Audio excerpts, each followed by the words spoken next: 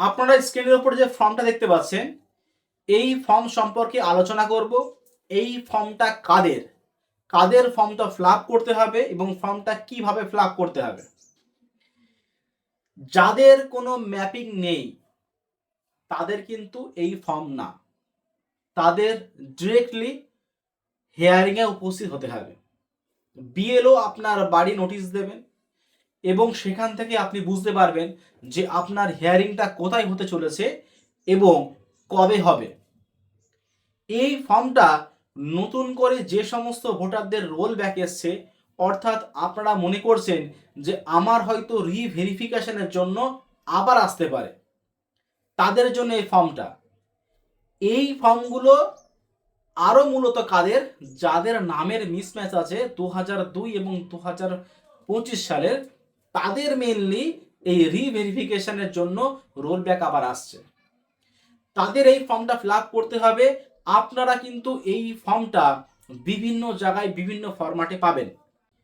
আমি অনেক জায়গায় অনেক ফর্ম দেখেছি, কিন্তু এই ফর্মটা দেখে আমার মনে হয় এটা একটা কমপ্লিট ফর্ম। ওই কারণে এই ফর্মটাকে আমি বেছে নিয়েছি। আপনাদের এলাকায় অন্য ফরম্যাটে, ইংরাজি হোক বা বাংলায় হোক, অন্যরকম ফর্ম আসতে পারে, ওই নিয়ে চিন্তা করার কোনো কারণ নেই। বিএলও আপনার এলাকায় যেই ফর্মটা দেবেন আপনারা সেই ফর্মটাই ফিল আপ করবেন, তাতে কোনো সমস্যা কিছু হবে না। এখন এই ফর্মটার ভিতরে কি লেখা আছে সেটা আমি আপনাদেরকে এখন দেখাবো। দেখেন, এখানে লেখা আছে ফার্স্ট যে আমি অমুক, মানে আপনার নামটা লিখতে হবে। কাদের নাম? যাদের রোল ব্যাক এসছে, বিএলও আপনার বাড়ি বাড়ি ফর্মটা দেবে, তাদের এই ফর্মটা ফিল আপ করতে হবে। পার্ট নাম্বার, বিধানসভা কেন্দ্র। পার্ট নাম্বার মানে হচ্ছে আপনার বুথ নাম্বার, বিধানসভা কেন্দ্রের নাম আপনার লিখতে হবে। এখন দেখেন এর ফর্মটাতে কি লেখা আছে। এই যে 1 নম্বরে দেওয়া আছে, নিচে উল্লেখিত নির্বাচকের ম্যাপিং করার সময় আমি ব্যক্তিগতভাবে যাচাই করেছি যে বর্তমান ভোটার তালিকার নির্বাচক এবং সর্বশেষ এসআইআর রেকর্ডের নির্বাচক একই ব্যক্তি। লেখা আছে এখানে।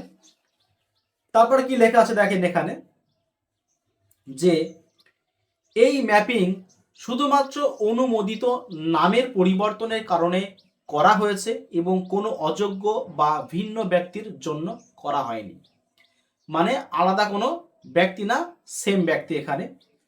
নির্বাচকের বিবরণ, বর্তমানের আপনার এখনকার দিনে যে নামটা দেওয়া আছে 2025-এর লিস্টে।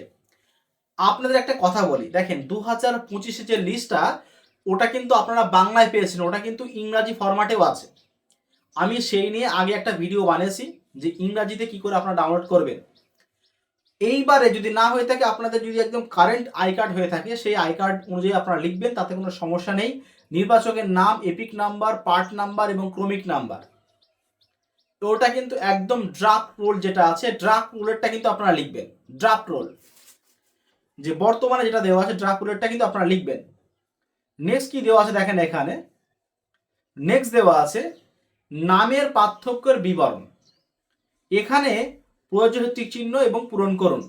এখানে দেখেন, এটা হচ্ছে এখানে আপনার কি প্রয়োজন, আপনার কি নামের যে টাইটেল আগে পিছে, বা আপনার মিডিল নেম আছে বা নেই এমন কোনো ব্যাপার, সেটা।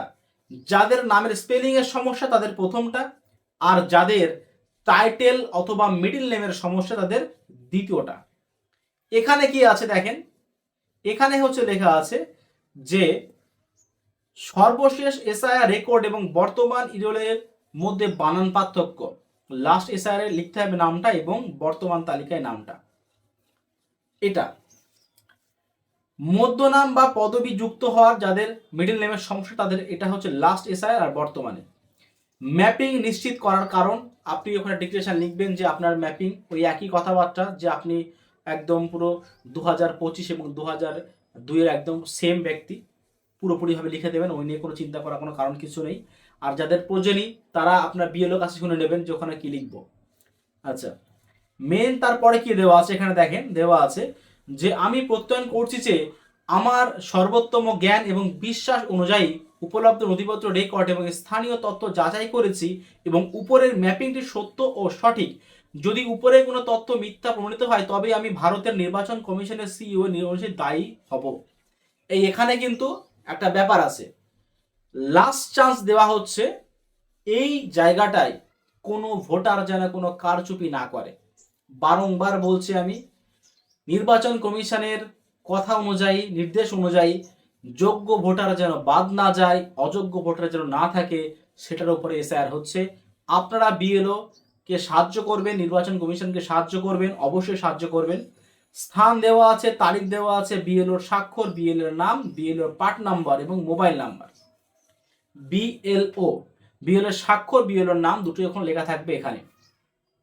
এখন দেখেন, প্রথম কথা হচ্ছে এই ফর্ম যেটা আছে, যাদের রোল ব্যাক আসবে, আমি প্রথমেই বলেছি আপনাদের বাড়ি বিএলও আসবেন, ডকুমেন্টস আপনার কি কি লাগবে দেখেন। প্রথম কথা হচ্ছে ওখানে আপনার বিএলও ম্যাক্সিমাম যেটা চাওয়া হচ্ছে, দেখেন আপনার কি দেওয়া হচ্ছে, বর্তমানে আপনি আই কার্ডটা দেবেন বা ড্রাফট করে যে নামটা এসছে সেটা দেবেন আপনি, এবং আগে এবারে যাদের 2002 সালের ডকুমেন্টসটা আর বর্তমানে ডকুমেন্টসটা দেবেন, ওটা হচ্ছে দুটোর মধ্যে মিসম্যাচ হয়ে গেছে বলে দেয়।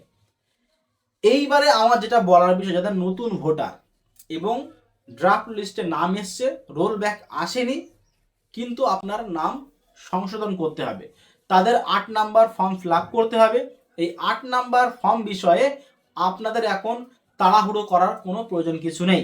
এই নিয়ে খুব তাড়াতাড়ি আমি ভিডিও নিয়ে আসছি এবং পুরোপুরিভাবে আপনাদের বলবো যে আপনারা কি করবেন, ওই নিয়ে চিন্তা করার কোনো কারণ নেই। এই ফর্মটা ফিল আপ করা মানে যতটুকু যা মনে হচ্ছে যে আপনার যে হেয়ারিংয়ের চান্স একদম জিরোই গিয়ে দাঁড়াচ্ছে। এবং এই ফর্মে যদি কোনো বিএলও প্লাস ভোটার যদি সমস্যা করে, তার সাজা হতে পারে, এটা আর বলার কোনো অপেক্ষা রাখে না। এই কারণে বারংবার আমি বলছি এই ফর্মটা আপনারা পুরো সজ্ঞানে, পুরো ভালোভাবে আপনারা কিন্তু ফর্মটা ফিল আপ করবেন।